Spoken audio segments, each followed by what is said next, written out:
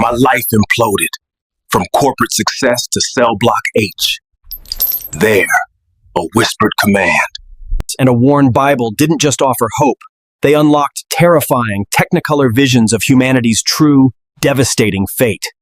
I was on top, or so I thought. Good job, good money, finally escaping the shadows of my parents' struggles.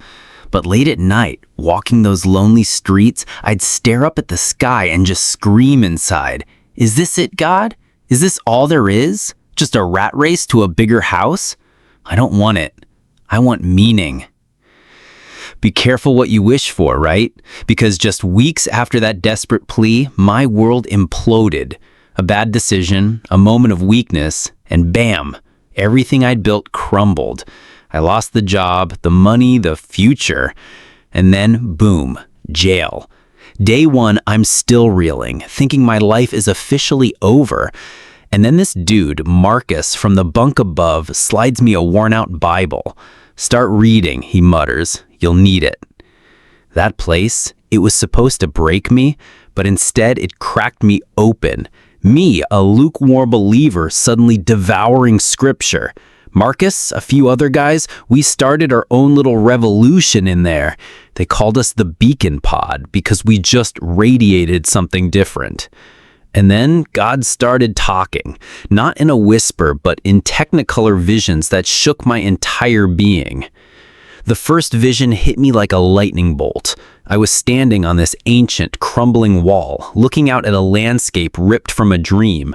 Emerald green fields stretched endlessly, until they didn't. As far as my eyes could see, the vibrant green bled into a terrifying, deep crimson. Not blood, not paint, no, it was a tapestry of people.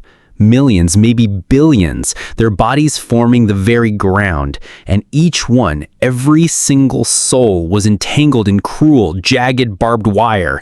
Behind them, in the encroaching shadows, I saw shapes, not human, pure suffocating darkness, just waiting. I grew up watching my parents claw and scrape for every penny. My goal? Break the cycle. And for a while, I did it. Corporate ladder, certifications, the whole 9 yards. I was finally on track for that better life, the one I thought would bring joy. But it didn't. It brought an emptiness I couldn't explain. I had the job, the potential for a future, but all I truly craved was connection, a family, a reason beyond the grind. I'd stand there looking at my perfectly good life and feel utterly, profoundly miserable. My faith, it was a break glass in case of emergency kind of deal.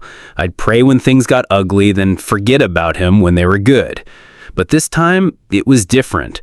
I wasn't just asking for help, I was practically demanding an answer. If this treadmill of work and struggle is all there is, I don't want it, I screamed into the void. Be careful, I guess, because God answered, not with a sign, but with a full-on reset. Weeks later, thanks to a monumental screw-up, I was booked. Early 20s, clean record, and suddenly, this. It felt like a punishment, a disaster.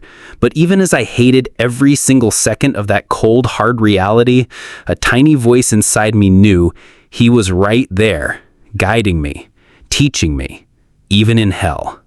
That first morning, the air thick with despair, Marcus thrust that Bible into my hands.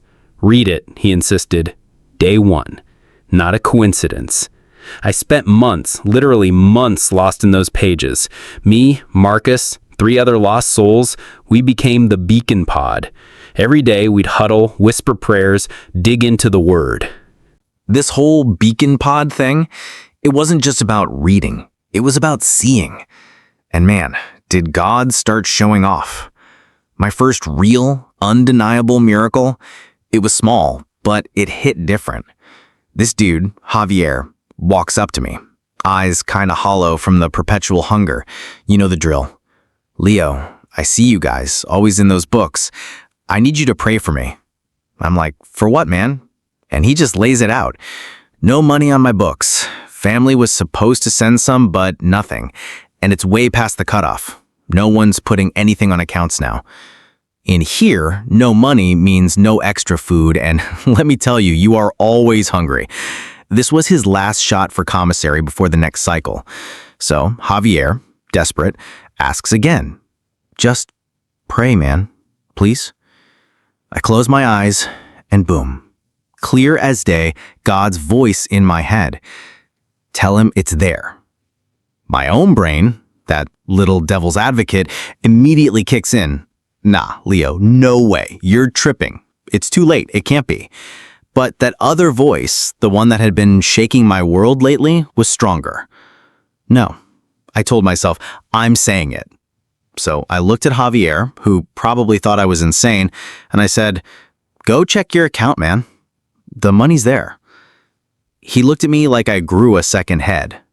What? I just checked it before I came here. Check it again, I insisted. It's there. He shuffled off to the phone station, probably expecting to find nothing. A few minutes later, he's back, practically vibrating. Dude, there's like $100 on my books. 100.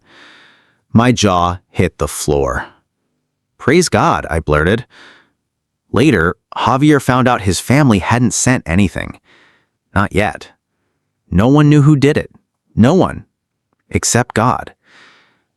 That wasn't just money. That was a direct, undeniable message from the king.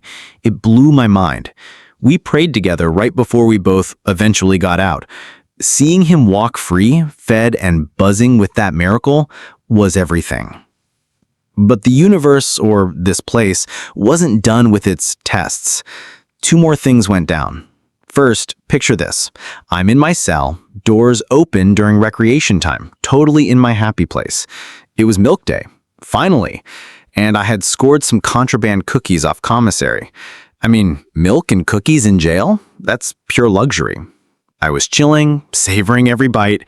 Then this kid, Jax, a fresh transfer from juvie who just hit 18, walks in.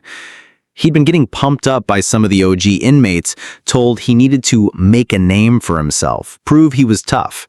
And guess who he decided to prove it on? Me. Without a word, he just lunges. My milk and cookie moment? Shattered. 1 minute, I'm enjoying a treat. The next, his fist connects. My eyebrow just exploded. Blood everywhere. I didn't even process what happened, just felt the warm gush. I stumbled to the cell door, pounding on it, pointing at my face, a silent scream for help. A literal puddle of my own blood was forming on the floor.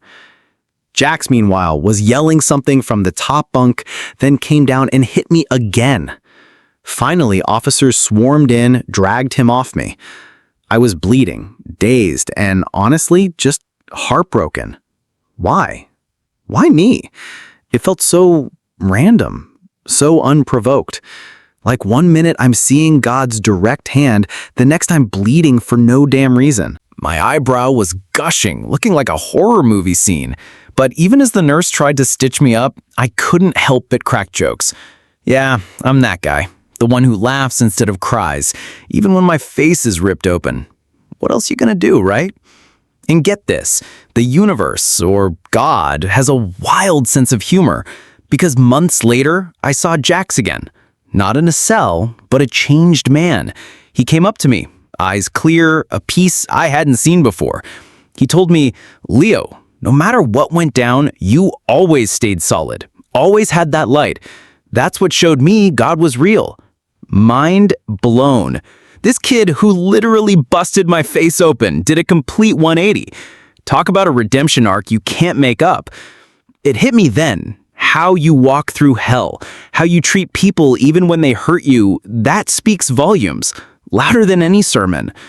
Honestly, looking back, God didn't just get me through that place, He used it. He showed me joy even in the darkest corners, gifted me with brothers like Marcus who became my literal lifelines. Every single bit of good, every flicker of hope, every person who helped me, that was His hand, guiding me, shaping me. And the craziest part, the real game changer, while I was locked up, God dropped not 1, not 2, but 3 earth-shattering visions on me. One of them, that one still haunts my dreams, cuts deeper than anything. 1 minute, I'm just existing in that cell. The next, bam! It's like a cracked window, a flash of something else, but it burns itself into your brain, you know? I'm standing on this ancient, crumbling wall again, just like that first vision, but this time it's different.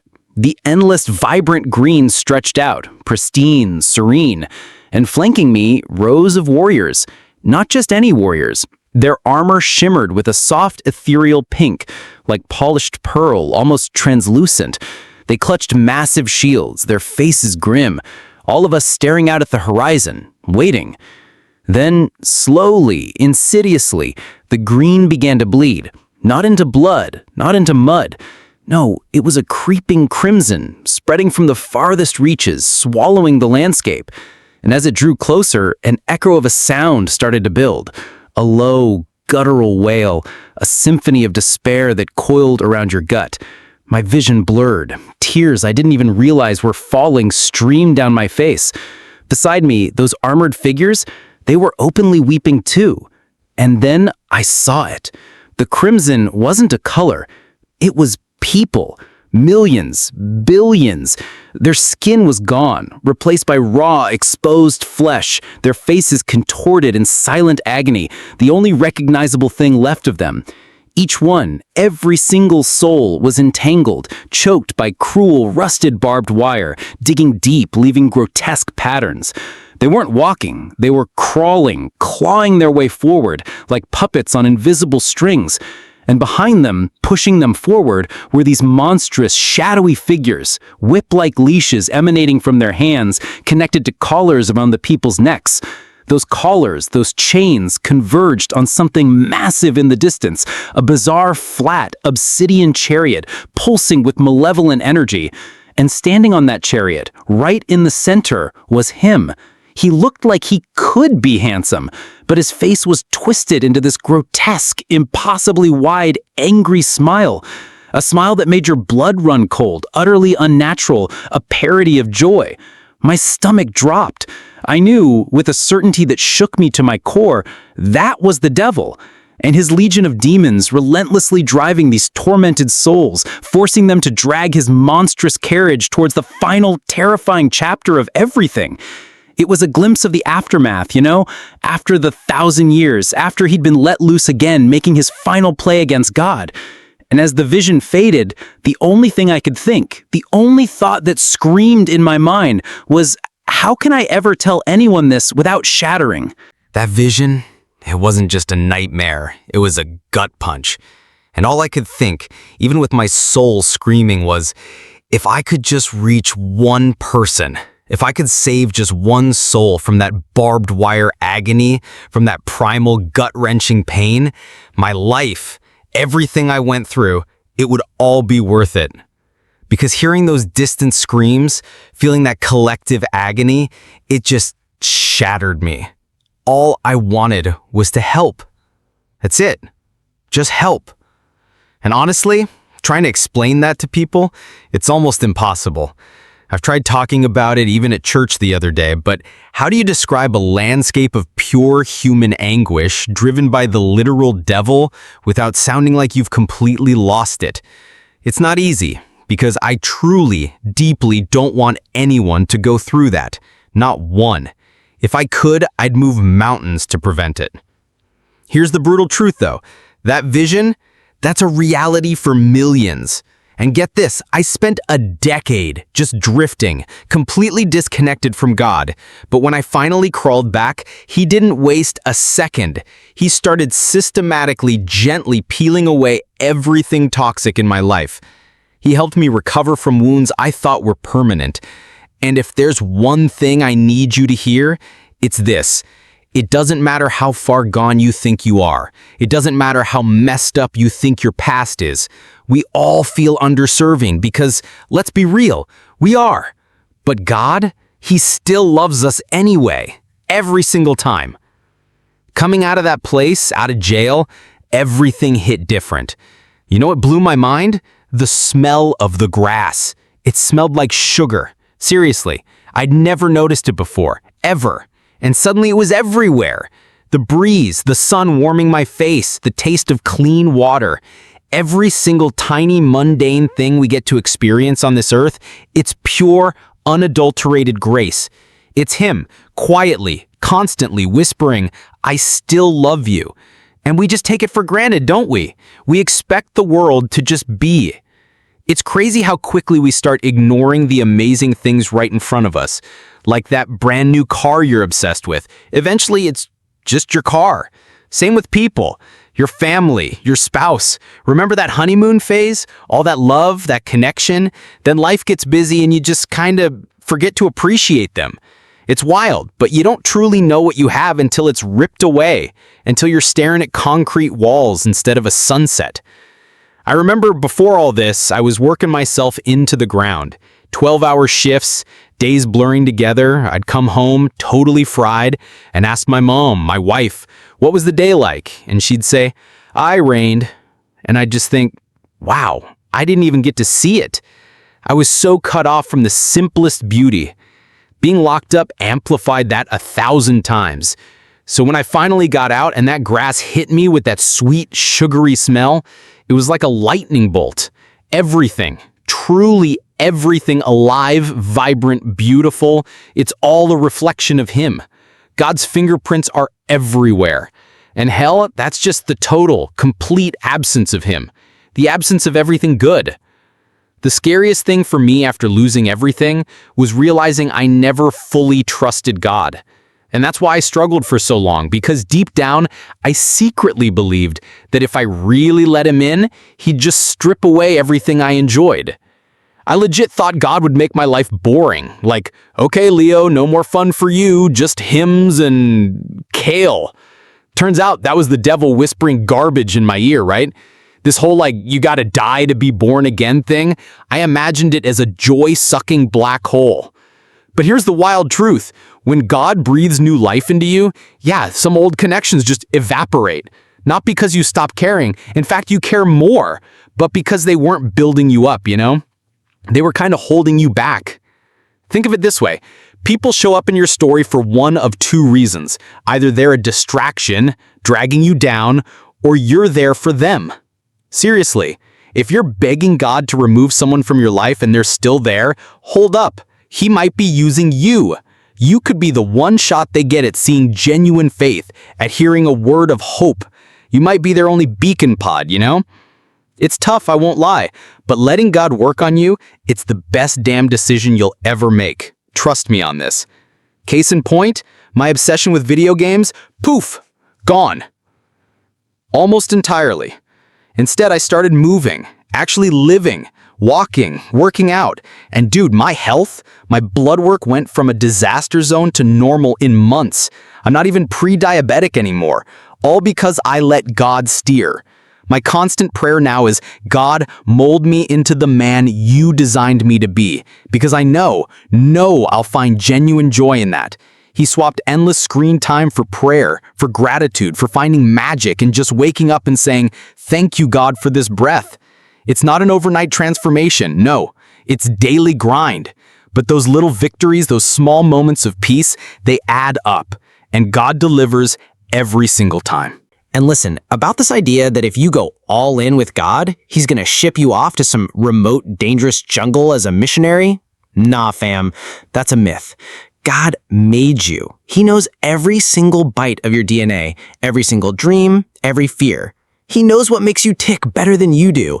We think we're so smart, like we got life all figured out. Oh, I know what's best for me.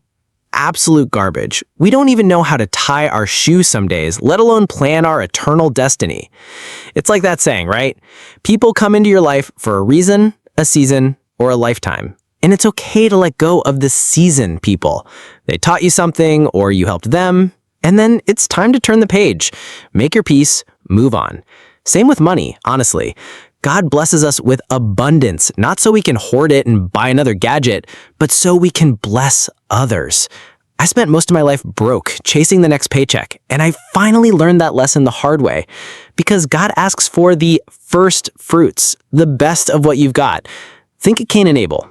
Cain, he tossed God some leftovers from his harvest, like, here, take this. And God was like, nah, man. Abel, though, he brought his absolute best, top tier, and that's what God honors. He wants you to give him your best first, and not just your money, but your time, your talents, your whole damn heart. That's where the real blessing kicks in. That's where you start seeing miracles. even bigger than $100 on a commissary account. Okay, so we're talking about giving God your best, right? Not just your money, but your time, especially your mornings. That's when your brain is freshest, your energy levels are peaking. Don't scroll through social media first. Don't immediately jump into emails.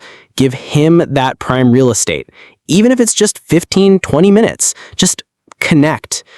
My dad, Arthur, he called me up recently, and man, he didn't pull any punches. Leo, he asked, how much of your best time are you giving to the Lord? Or is he just getting the leftovers after you've burned through everything else? And dude, it hit me like a ton of bricks. He was absolutely right. If God isn't priority number one, if he's not the first thing you seek, then everything else is going to be off kilter. We're always trying to fix the outside, clean the cup from the rim, when the real mess is deeper. We're so used to wrestling with our own struggles, convinced we have to do it all, that we're terrified to just hand it over to him. And here's the kicker. We know him. We always have. That tiny whisper in your gut telling you to hit the brakes, that quiet alarm when you're about to make a boneheaded decision, that's him. Always there. But we get so caught up in the noise, the hustle, the endless distractions. It's like trying to see your reflection in a choppy ocean. You need stillness. You need to quiet the waves. Sometimes it's not about what you do, but what you don't do. Less really is more. I heard this wild story once about someone who had this crazy out-of-body experience, and in it, they felt every single moment they'd ever said no to someone who needed help. Not just their own regret, but the raw, aching pain of the person they denied. Imagine that, feeling the full weight of every time you've hurt someone. You'd never, ever want to cause a single flicker of negativity again. I swear, that kind of emotional pain, it's 1,000 times worse than getting punched in the face. It brings back this memory from way back, high school. Stupid, right? I was young, dumb, trying to be edgy. I wrote this message, a private one, talking smack about a friend's family. A family I genuinely cared about, but I was mad at the kid, thought I was cool being a jerk. Anyway, someone got their hands on it, printed it out, showed it to them. The phone call I got after that, man, their tears, the heartbreak in their voices. I apologized, poured my heart out, but that connection, it was never the same. Even now, thinking about it, that gut-wrenching regret, I would have rather taken a dozen beatings than relive that phone call, that crushing weight of knowing my words had shattered something precious. That phone call, man, I can still hear their voices, broken and raw. Is this really how you feel about us, Leo? Is it true? That wasn't just a moment, it was a scar. It taught me something deep in my gut. Words aren't just sounds, they're weapons, or they're balms. And what you say in anger, what you type in a moment of stupidity, that stuff doesn't just evaporate. It sticks, it festers. So now before anything leaves my mouth, especially when I'm heated, I ask myself one question. Am I going to regret this in 6 months, a year, forever? Because we're not here to tear each other down. We're here to build each other up, period. You don't have to crush someone's spirit to make them better. That's not our job. That's God's job. He's the one who transforms. We're just supposed to inspire. And that's the biggest difference right there, isn't it? Inspire, don't shame. I grew up hating church, hated what I saw. People using the Bible like a baseball bat, just beating everyone over the head with it. That's why it pushed me away for so long. All I saw were hypocrites, and it took me years to finally crawl back to God. But when I did, he showed me he was nothing like those caricatures. It makes me think how sad he must have been watching all that pain, all that struggle, seeing his people push him away because of us, because of the way we represented him. People talk about lukewarm Christians, but sometimes it's not about not praying. It's about not being grateful. You step outside and a cool breeze hits you, thank God. Every single time. I do it now, every walk. Because everything, the fact you can even step outside or have AC or just breathe, it's all grace. It's all by his hand. And when you start living in that gratitude, when you start truly thanking him for everything, his presence just explodes in your life. Think about it. Whether it's your family, your kids, your friends, when you see something good in someone, why hold back? How many times has someone said, "You never noticed this," and in your head you're like, "Yeah, I did.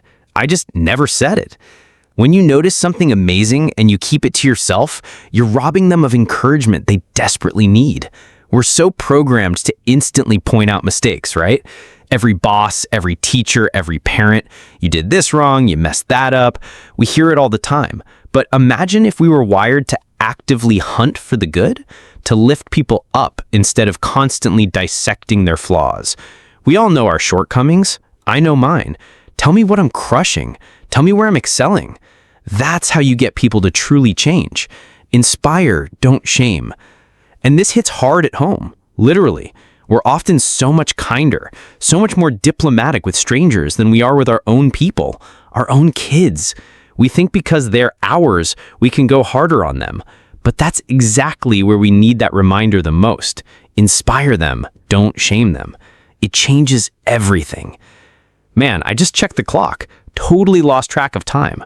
But seriously, that conversation, mind-blowing. So many truth bombs dropped, a massive wake-up call for me, and hopefully for you guys too. You know what I'm constantly praying for? Wisdom. Straight up. Because if I can truly understand someone, I can actually love them.